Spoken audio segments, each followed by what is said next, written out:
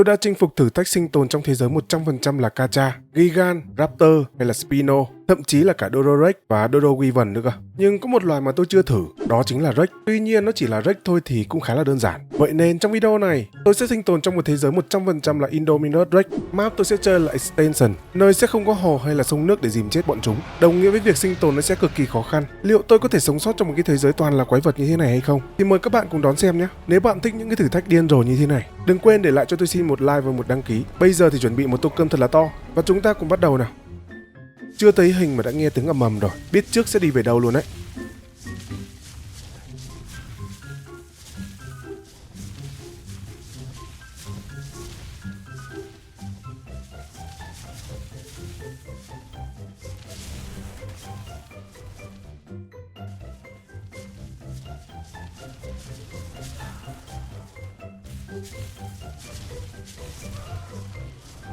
Lúc sau tôi xuất hiện ở một khu vực khá là vắng. Tôi tranh thủ lấy gỗ và hái fiber. Nhưng đen một cái là cái chỗ này nó không có một miếng đá nào cả. Có lẽ tôi sẽ phải mon men theo sườn núi để đi xuống dưới. Không biết mon men kiểu gì lại chui vào một cái hành lang của một tòa nhà. Ngay phía bên dưới nó có một cái hồ nước. Thú cũng khá là vắng. Chắc tôi sẽ phải nhảy xuống dưới đó quá. Nói là làm, tôi lấy đà nhảy một phát xuống bên dưới. Thế nhưng mà... mẹ nó đèn vãi Rõ ràng trước đó tôi có thấy nó, nhưng nó ở xa cái hồ nước. Đúng lúc tôi nhảy xuống thì lại thấy nó ngay bên dưới hồ nước. Trông như kiểu nó biết trước điều này hay sao á. Cuộc đời lại tiếp tục bế tắc. Cho đến khi tôi phát hiện ra là khi nằm xuống thì sẽ có thể tránh được tầm nhìn của bọn này. Để cẩn thận hơn thì có thể nằm ở trong bụi. Khả năng là bọn nó sẽ không nhìn thấy luôn đấy. Sau khi đã làm được một cây cúp, tôi lò mò đến chỗ có crystal để farm lấy một ít.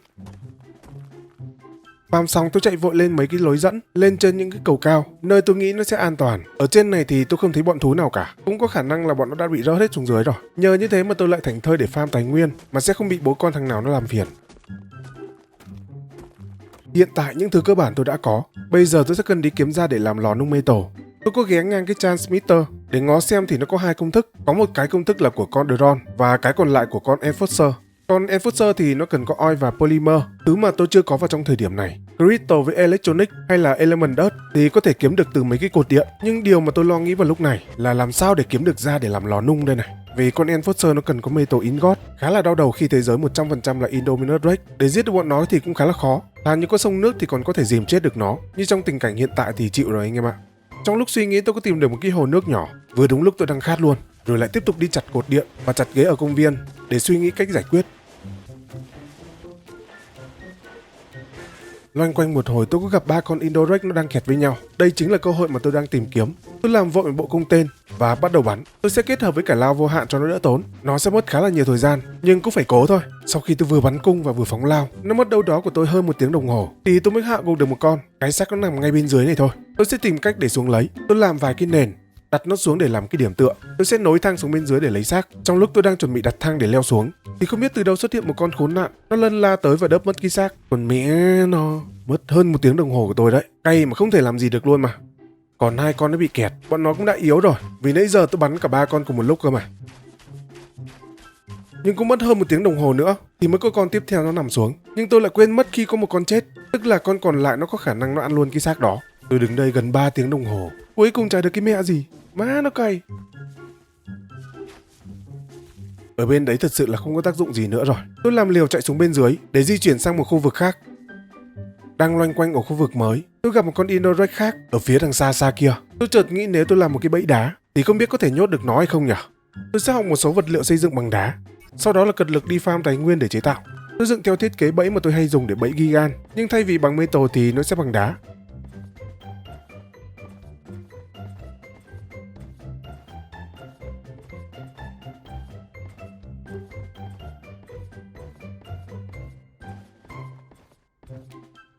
Xây xong bẫy tôi đứng từ xa để bắn dụ nó chạy vào bẫy. Cái bẫy này thì có thể nhốt được nó, nhưng nó lại không thể chịu nổi được cái bộ nhá của nó. Tôi nghĩ là tôi nên bỏ qua nó, tránh xa nó ra trước khi nó phá được cái bẫy đó thì không biết chuyện gì xảy ra đâu. Tôi lang thang di chuyển xuống cuối thành phố mà cũng không tìm được thêm gì cả. Cũng may mắn là tôi có tìm được vài mỏ metal. Tôi sẽ khai thác dự phòng trước, lúc nào có ra tôi sẽ làm lò để nung sau. Bây giờ tôi có một cách nữa, đó chính là làm bẫy bằng cổng đá. Tôi sẽ chế tạo thử vài cái để thử luôn, đặt cho nó thành hình chữ V như này. Sau đó là dụng một con Indorex đến cho nó mắc kẹt lại trong lúc nó đang cắn mấy cái cổng đá. Nhân cơ hội đó tôi sẽ bắn nó, nhưng chỉ với một lớp như thế này thì chắc là không được rồi. Tôi sẽ phải làm nhiều lớp hơn như thế nữa. Tôi chạy đi farm thật nhiều gỗ, tháp và đá để làm khoảng mười mấy cái cổng đá và đặt chặn cho nó thành vài lớp cổng như thế này. Sau đó là dùng lao để phóng vào đầu nó.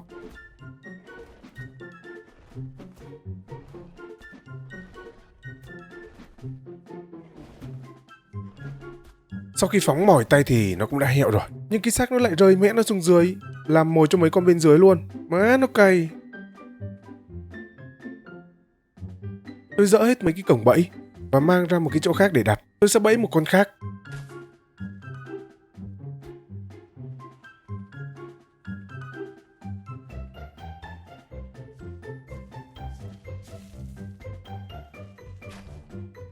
Con này nó khá là khôn. Khi nó cắn sập cái lớp đầu tiên, nó phóng ra khỏi đó và dí tôi. Tôi luồn lách đánh võng né mấy cú đớp của nó.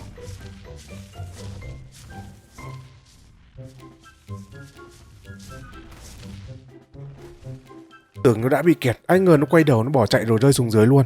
Hú hồn đấy chứ.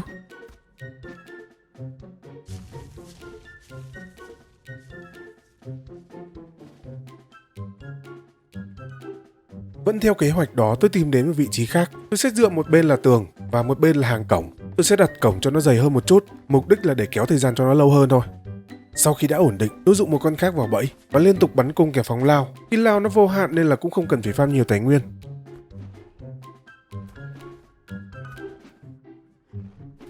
Cho đến khi nó đớp hết một cái cổng đá ở phía trước và chỉ còn đúng một lớp cuối cùng thì tôi cũng đã hạ gục được nó. Hơn 1 tiếng đồng hồ đấy, ngón tay bấm chuột của tôi nó lên cơ luôn mà. Như vậy là tôi đã có da và thịt để dùng rồi. Nó không hề uổng phí công sức chút nào luôn đấy. Xem đến đây rồi mà không like video cho nỗ lực của tôi thì chắc chắn bạn không có quả tim. Có ra tôi làm ngay vài cái lò, rồi quay lại gần chỗ cái transmitter, đặt cái nền kèm với vài cái lò để bắt đầu nung metal. Sau khi nung được một ít metal, tôi làm thử một con drone để xem tác dụng của nó là gì. Tôi cũng chưa sử dụng nó bao giờ thì phải. Con drone này nó có khả năng soi thú xuyên tường, nó cũng có thể bắn được nhưng mà sát thương không cao. Tôi đặt cái bàn Smithy xuống để làm một cây nỏ, nó sẽ dùng để làm nỏ bắn móc. Nâng cấp lên một chút để dùng cho nó lâu hơn, kèm với một bộ công cụ bằng metal nữa. Nãy bay drone tôi có phát hiện ra một con Indorex nó đang bị kẹt. Tôi dùng nỏ bắn móc đu lên trên đầu của nó. Như này bắn nó sẽ an toàn hơn đấy. Có cung xịn nên là bắn hạ nó cũng khá là nhanh thôi, không như là dùng lao để phóng đâu. Thế nhưng mà sau khi tôi giết được nó, cái xác nó nằm bên trong góc lác lại không thể lấy được. Kẹt nó cũng có cái giá của nó, chứ đâu có dễ mà ăn được. Tôi loanh quanh tìm chỗ sinh sống, nhưng thấy chỗ nào nó cũng như chỗ nào cả. Tôi chọn đại một cái cột điện, đặt cái bàn chế tạo vật liệu của mod ra, nhưng nguyên liệu nó cần toàn là metal với xi măng thôi. Tạm thời chưa có những thứ đó. Tôi sẽ làm tạm cái sàn bằng fiber và đá và đặt những vật dụng cần thiết lên trên đó trước, kèm với mấy cái hòm để farm chi tin và 2 cái cối để giải quyết vấn đề xi măng. Sau đó tôi nâng cấp bộ công cụ lên siêu xịn sò để farm cho nó nhanh và được nhiều hơn.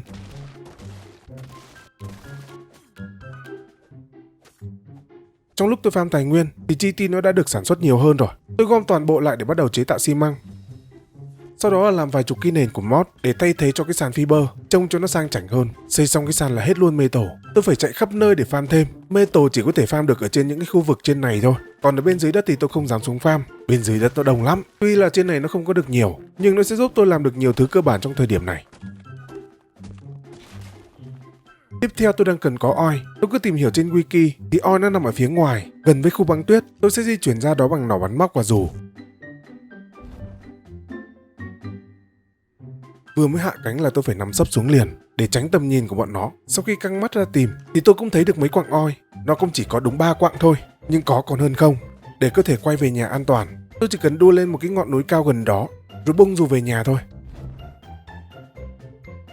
Về đến nhà tôi làm ngay một cái bàn fabricator. Lý do tôi muốn làm cái bàn fabricator sớm là vì tôi đang cần có polymer, nhưng để có được polymer thì tôi sẽ cần phải đi kiếm obsidian. Cái thứ hai tôi sẽ cần làm đó là bàn dịch chuyển. Phải có cái này thì mới có thể đi lại dễ hơn được.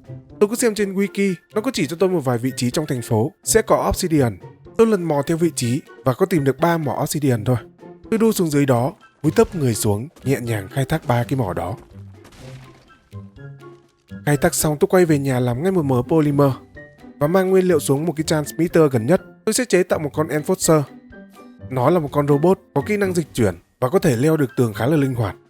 Ngoài ra nó có thể farm được cột điện nữa. Như thế thì tôi sẽ có thể farm được electronic, mà nó chỉ có thể farm được cột điện thôi. Chứ những thứ khác thì không thể farm được. Trong lúc tôi đang leo trèo khám phá, vô tình tôi gặp một con Inorex 192. Nó đang lảng vảng trước nhà tôi. Ngay lúc đó tôi dịch chuyển thẳng về nhà, làm ngay những cái vật liệu để dựng bẫy. Tôi tìm một cái góc đẹp để bắt đầu dựng luôn. Sau đó là mang con Enforcer đi dụ. Tôi cứ nghĩ là con Enforcer nó sẽ chạy nhanh lắm. Ai ngờ chưa kịp chạy thì đã bị dí sát đít rồi. Còn bị ăn đớp nữa chứ. Rõ ràng là tôi đã phóng lên trên cao như thế rồi mà vẫn bị nó đớp. Đi luôn cả thời lẫn trò mà. Trước đó tôi có làm một cái bàn dịch chuyển nên vẫn có thể lấy lại được xác tử ở nhà. Và con khốn đó nó cũng lao thẳng xuống dưới đất luôn rồi. Con Enforcer bây giờ chỉ còn là một cái bản vẽ thôi. Khổ thân em nó. Tôi mang nguyên liệu đi chế ngay một em khác. Lúc sau tôi cũng phát hiện ra một con Indo khác, cấp của nó là 216. Tôi lại tiếp tục bắn dụ nó về bẫy. Nhưng không hiểu sao nó lại không bước vào trong bẫy được. Hay là do cái vật liệu này nó cao quá nhỉ? Tôi đứng đợi một lúc cho đến khi nó quay đầu bỏ chạy. Sau đó gắn thêm 2 cái tấm sàn nữa ở cái lối nó chạy vào. Nhưng thay vì là nó bước vào trong bẫy thì nó phi thẳng qua luôn. Tôi bị nó đạp trong một phát tí nữa thì hẹo. Dùng vật liệu xây dựng của mod có vẻ là không ổn cho lắm. Tôi về nhà làm lại những cái vật liệu của Vanilla, sau đó tìm và đặt ở một nơi khác. Ở chỗ này cũng có một con 216. Tôi có bắn dụ nó vào trong bẫy, nhưng lúc nó quay đầu, nó lại chui vào trong một cái góc tường. Tôi đứng đợi mãi mà không thấy nó đi ra. Tôi dùng nỏ và dù để đu lên để xem, thì phát hiện ra là nó đang bị kẹt. Cơ hội chỉ có một thôi. Tôi nhanh chóng thay cung bắt đầu bắn ngủ nó.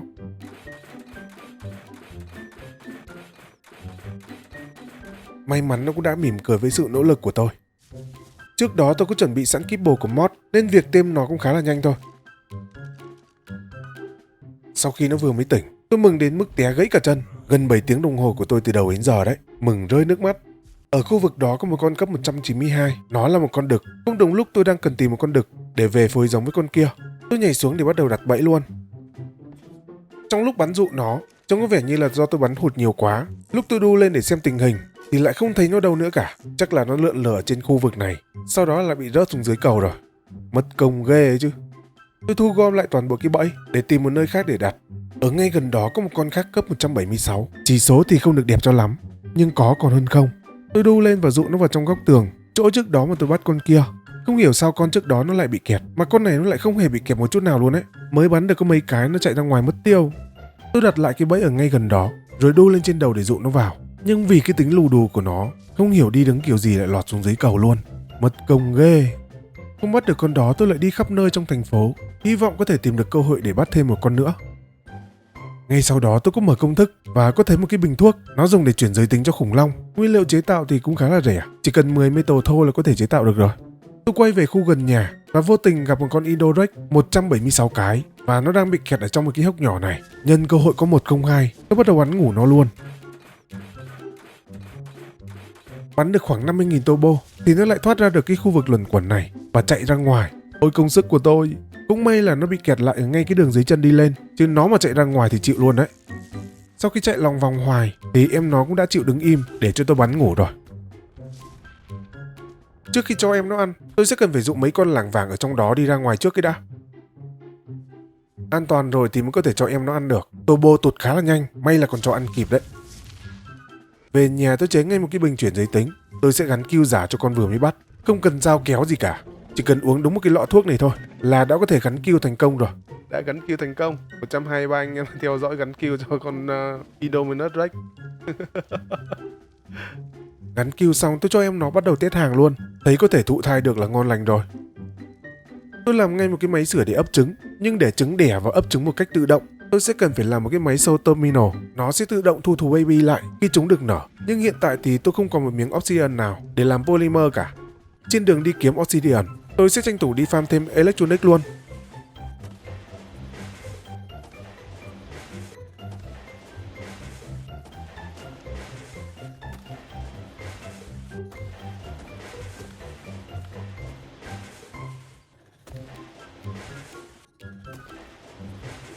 Trên đường đi tôi còn bị một con Inorex nó sát hại nữa. Khá là cay cú, tôi thả ngay một cái con Inorex của tôi ra để đấm nhau với nó luôn. Sát thương của con thú hoang nó gây ra khá là thốn. Khả năng là do con của tôi nó không yên cưỡi. Nếu ngang máu khả năng là con của tôi sẽ hẹo trước đấy. Vì tôi quan sát thấy con thú hoang nó có hiệu ứng cắn chảy máu, còn con của tôi thì lại không có hiệu ứng đó. Nó chỉ được cái nhiều máu hơn thôi. Sau đó tôi quay lại cái khu vực quen thuộc để khai thác thêm obsidian.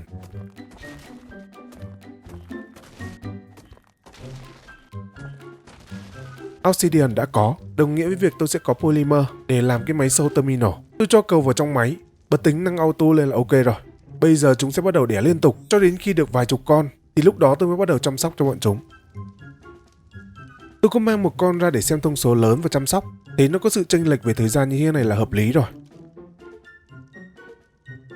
Con Indorek tôi vừa mới chăm, nó cũng vừa mới lớn, tôi cho nó vào làm mối tình Tây Ba luôn, để nó đẻ cho nó nhanh. Bây giờ chỉ cần ngồi vuốt râu chờ thôi. Tôi sẽ cần thêm khá là nhiều electronic để làm thêm vài cái bàn dịch chuyển nữa. Mục đích là để đặt ở những chỗ mà tôi hay lưu tới, đỡ mất công tôi di chuyển xa và mất thời gian.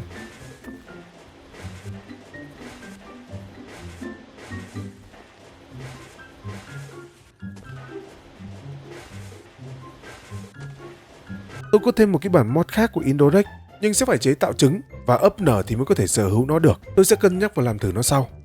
Còn một điều nữa là tôi sẽ cần phải có Megamech để làm quân bài dự phòng khi đánh con Alpha King Titan. Không biết là bọn Indorek nó mạnh yếu như thế nào, nhưng tôi sẽ phải cẩn thận. Sau hơn một tiếng đẻ nở thì đã được chừng này thú rồi anh em ạ. Khá nhiều rồi đấy, cho chúng nghỉ đẻ là được rồi. Nhà tôi cũng đang hết giá thú để làm yên cưỡi. Tôi làm tạm một cái, chọn một con khỏe nhất rồi đeo lên cho nó. Tôi sẽ mang em nó đi farm thêm ra. Có yên cưỡi với tăng một chút điểm, nên con Indorek của tôi nó cũng đã khỏe hơn một chút rồi. Nhưng đối đầu với 3 đến 4 con cùng một lúc thì trông có vẻ như là hơi đuối, vì thú hoang nó có hiệu ứng cắn chảy máu khá là thốn.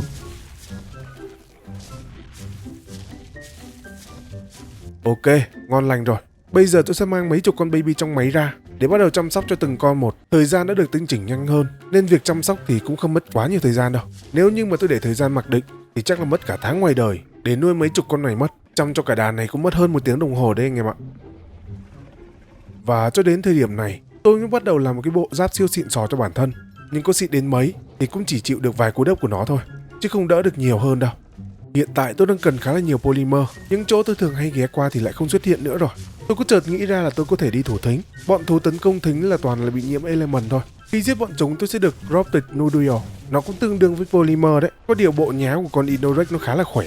Bọn thú tấn công cắn chẳng được bao nhiêu máu cả, mà con Indorek nó đớp một cái là đi cả đống luôn mà. Sau khi cẩn thận với từng cú đớp thì tôi cũng đã hoàn thành được 5 lượt tấn công, vừa có polymer và vừa có element luôn. Quá ngon. Ngay gần đó có một cái thính lớn hơn, tôi ghé sang để thủ tiếp, để kiếm thêm element và polymer. Cái thính này nó lớn hơn, dạng thú của nó cũng phong phú hơn, có Spino, Rex, thậm chí là có cả Wyvern nữa.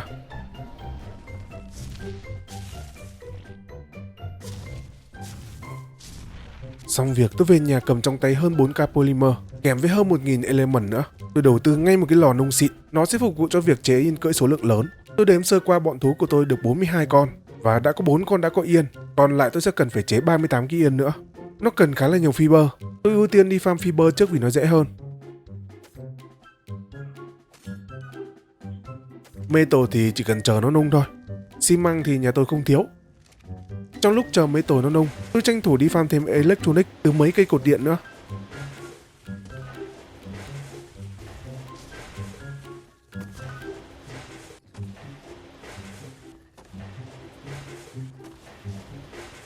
Sau khoảng thời gian chuẩn bị nguyên liệu thì tôi đã có đủ số lượng cần thiết để làm 38 cái yên cưỡi cho Indorek rồi. Tôi sẽ gắn lần lượt cho từng con luôn.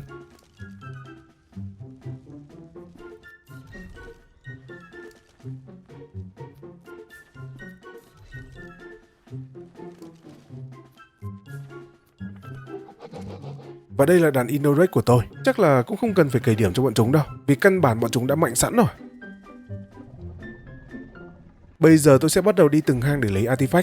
Thực ra tôi có thể dịch chuyển vào trong hang luôn, nhưng tôi lại muốn đi bằng dù để trải nghiệm cái cảm giác hồi hộp. Tôi sẽ đi hang băng trước vì nó gần hơn. Không hiểu sao trước cửa hang nó lại có sự xuất hiện của bọn Kacha. Này chắc là do mặc định của game rồi. Vào trong hang tôi sẽ đu lên trên trần để di chuyển như thế này. Cảm giác bị bọn Indorek nó theo đuổi ngay dưới chân, nó cũng khá là hồi hộp đấy chứ. Trượt tay một cái là về một đất mẹ luôn đấy.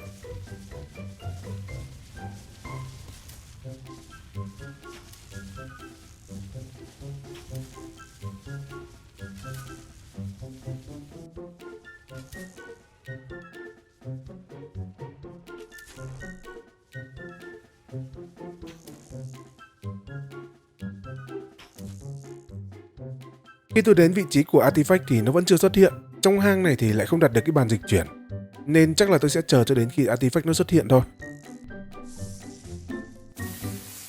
Lấy artifact xong, tôi ra ngoài cửa hang để đặt một cái bàn dịch chuyển. cần gì thì quay lại cho nó dễ. Sau đó tôi tiếp tục băng qua khu băng tuyết để tiến thẳng đến khu sa mạc. Tôi lợi dụng mấy cái ngọn núi cao hay là những cái tòa nhà cao chọc trời để làm điểm dừng chân, và nhảy dù nó sẽ giúp tôi đi xa hơn.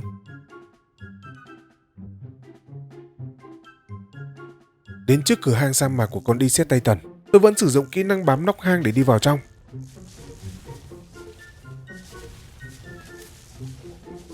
Lâu lâu có con nó phi từ trên dốc xuống nhanh quá, nó vẫn có thể đỡ được tôi vài phát, không có giáp xịn là biết trước kết quả luôn.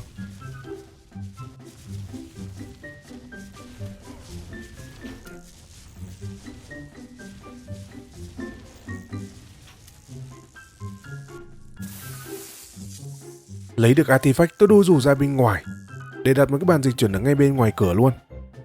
Khi hang tiếp theo nó nằm ở dưới lòng đất, tôi vẫn sẽ đi bằng dù luôn. Bên trong hang này có vẻ như là lỗi spawn, nó vẫn là thú thường, cho nên tôi sẽ thả một con Indorek ra để càn quét hang.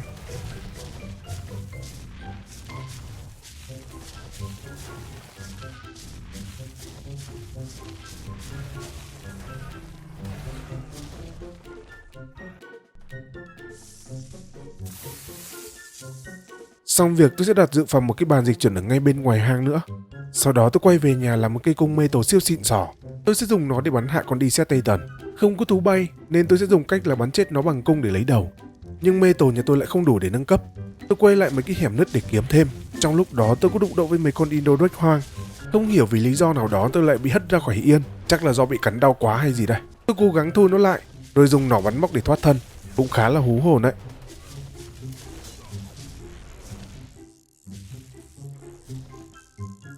Tôi tiếp tục loanh quanh trong khu vực để khai thác thêm mê tổ.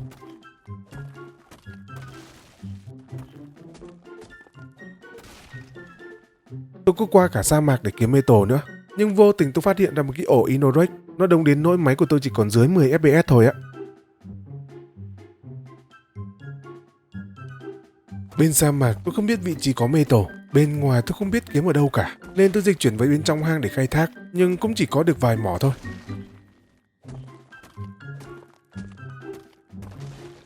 Tôi có sang hang Forest Titan nữa, bên này được cái có khá là nhiều mê tổ.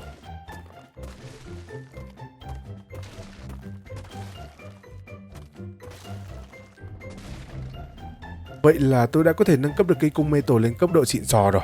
Nó được khoảng 600 đam, dư sức hạ của con Desert Titan rồi. Trước khi mang cả bọn đi đấm boss, tôi sẽ đặt tên tất cả các bạn trong buổi live hôm đó.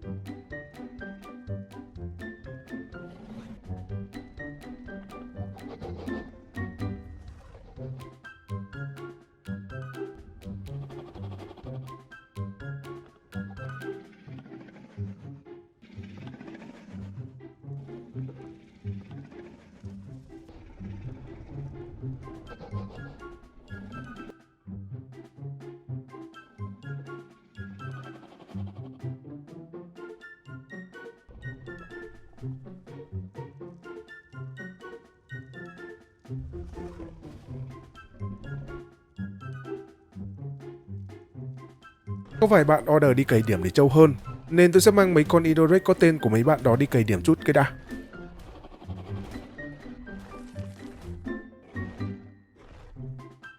Mọi thứ đã xong cả rồi. Tôi mang cả đàn sang Forest Titan trước, vì sợ không đủ chỗ, nên tôi chỉ thả một nửa quân số thôi. Những nguyên liệu đánh boss thì tôi sẽ dùng quyền admin để lấy ra, chứ trong thế giới như thế này thì chắc chắn là không có rồi. Trong lúc dịch chuyển sang boss, tôi mới nhận ra là cái vòng dịch chuyển nó khá là lớn, có thể chứa được thêm cơ mà. Tôi thì cũng đã lỡ rồi. Sang đến chỗ boss, tôi ra lệnh cho cả bọn lao vào tấn công. Trong lúc đó tôi sẽ thả nốt mấy con còn lại để góp vui. Nhưng tôi còn chưa kịp thả hết đội hình thì con boss nó đã nằm xuống từ lúc nào rồi mà tôi còn không biết. Kết thúc trông vánh VL. Nhìn cái số đam thì biết chắc luôn cái lý do tại sao rồi. Vì bọn chúng quá khỏe. Tôi tìm lại cái túi đồ của con boss để lấy đầu. Sau đó mang cả bọn sang chỗ con Ice Titan luôn. Con Ice Titan thì cũng chỉ quằn quại được một lúc thôi. Đến con Desert Titan, lúc dịch chuyển ra cái chỗ triệu hồi, tôi lọt ngay vào cái ổ Indorek, bị nó cắn cho nghiêng người luôn mà. Thực ra là do đông quá nó lắc đấy. Tôi định thả vài con ra cho nó hỗ trợ, nhưng nó lại không ồn một tí nào cả. Về nhà tôi mở bàn dịch chuyển để lấy lại đồ, sửa sơ sơ lại giáp. Sau đó quay lại cố gắng lấy súng tu thú để thu nó vào. Nhưng đã quá muộn rồi, cũng do là lắc quá tôi không có control được. Chúng nó cầm cự được đến lúc này là cũng khá lâu rồi đấy. Tôi leo lên trên đỉnh núi, thả một con Indirect ra, nó sẽ dùng để làm bia đỡ sét cho tôi.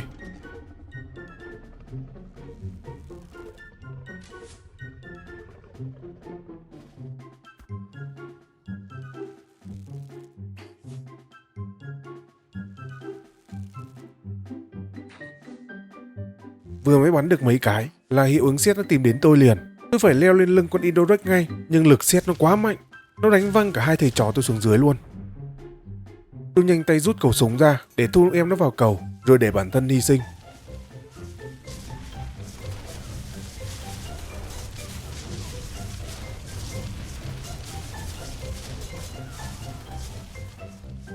Giáp nó hỏng nhiều quá, tôi không muốn sửa nữa vì nó khá là tốn. Tôi mặc tạm cái áo còn chút độ bền và quay lại để bắn hạ con Desert Titan.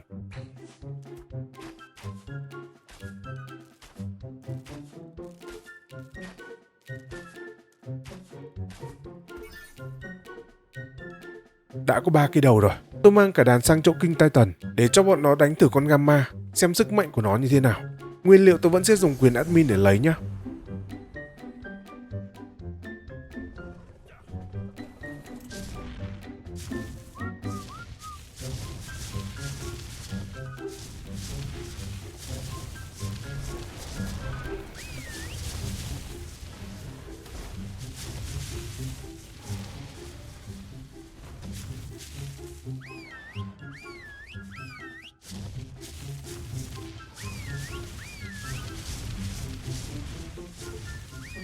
Khi đánh được nửa cây, tôi không hiểu lý do nào đó mà chúng hất tôi xuống khỏi yên và bị chính đứa con mình tự tay nuôi lớn nó cắn chết. Ê, chúng nó tạo phản rồi.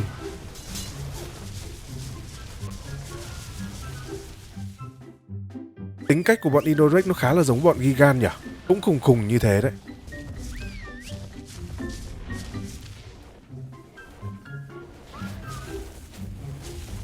Nhưng bọn tôi đã tiêu diệt được con Gamma King Titan rồi. Tôi nhanh chóng lấy đầu của nó, rồi kiểm tra lại quân số. Vì tôi biết chắc là sẽ có vài con nó văng ra xa, thậm chí là còn rơi xuống dưới vực như này nữa cơ. Tôi về nhà lọc những cái đồ có giá trị để phân rã ra lấy tài nguyên và tiếp tục sửa lại giáp, tốn metal vô cùng luôn. Sau đó tôi quay lại xuống hang, thứ nhất là để lấy artifact, thứ hai là để farm thêm metal. Cách duy nhất có thể farm được nhiều metal vào lúc này chỉ có thể là dưới hang thôi.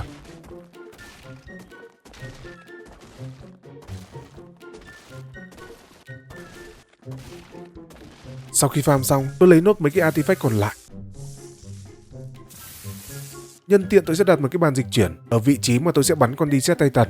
Nó sẽ giúp tôi không bị lọt vào trong cái đám khát máu dưới kia đấy. Chuẩn bị mọi thứ xong, tôi tìm đến đánh con Forest Titan tiếp. Tôi sẽ cần đến 2 cái đầu của mỗi con, nên tôi sẽ đánh liên tiếp 2 lần luôn. Ở lần thứ 2, tôi thả sẵn cả đàn ra như này, rồi quay lại hang lấy artifact để triệu hồi thêm một lần nữa.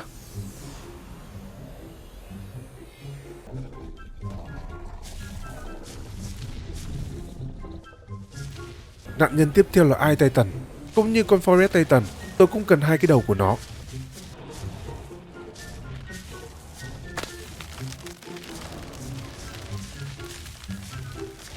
Sau khi đánh xong 2 lần con Ice Titan, tôi quay về nhà lọc đồ.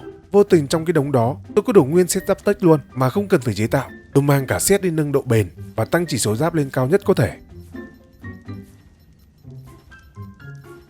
Cũng đã có đủ metal. Tôi làm một cái tech replicator, tôi sẽ làm một cây cung tech, tôi chưa bao giờ sử dụng đến nó luôn ấy, nên cũng muốn thử một lần cho biết. Tôi dồn hết 8k element mà tôi tích góp được để nâng cấp cây cung lên màu vàng, kèm với 600 đam. Cũng không còn element nữa, nên chắc như này là đủ dùng rồi. Và cây cung này nó khá là đa năng, khi nó có thể bắn được nhiều loại mũi tên khác nhau. Năng lượng nó sử dụng là element sap, tôi bắt đầu thích nó rồi đấy.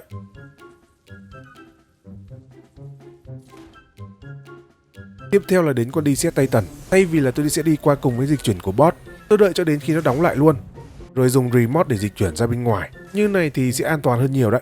Cây cung này nó khá là ngon, có thể bắn được liên tục luôn mà. Được một lúc thì tôi lại bị hiệu ứng sét. Tôi ít sử dụng đồ tech nên lần đầu né sét nó còn hơn bỡ ngỡ một chút. Bị sét nó đánh cho một phát tí hẹo mà. May là tôi có mang theo mấy bình hồi máu tức thì. và ở những lần sau tôi đã biết cách sử dụng nên đã có thể né được hết rồi.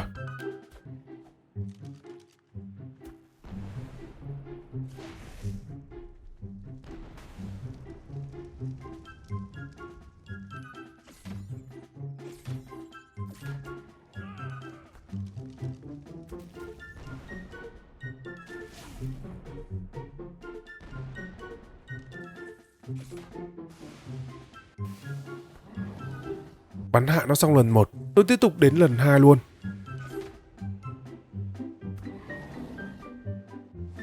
Mọi thứ đã xong, bây giờ tôi sẽ cần phải chế 5 con mech. Hiện tại thì tôi không có ngọc trai đen và đã hết polymer rồi.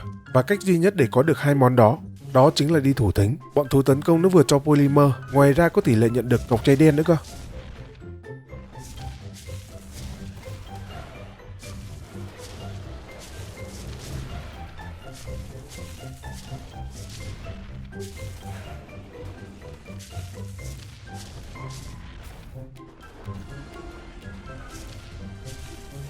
Thủ đúng một cái thính là tôi có đủ nguyên liệu để làm 5 con mech luôn.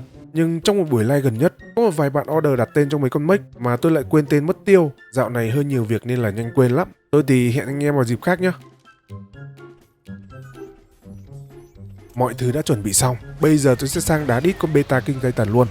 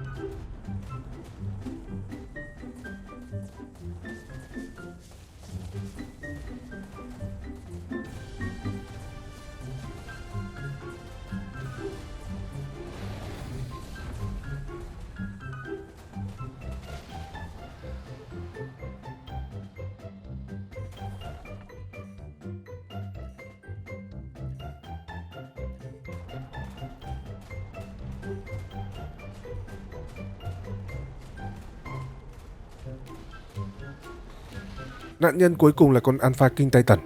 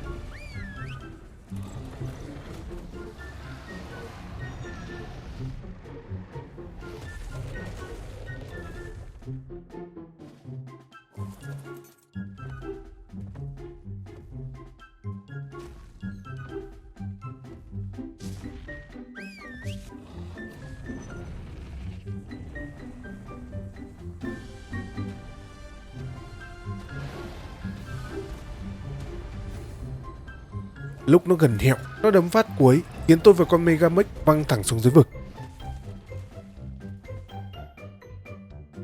Tôi cố gắng điều khiển để leo lên trên lại, nhưng có vẻ như là ngoài khu vực đấu trường, bộ giáp Megamech nó tự hủy luôn. Không còn cách nào khác, tôi phải đi nhặt lại mấy con bị rớt xuống cùng và tiếp tục trận chiến.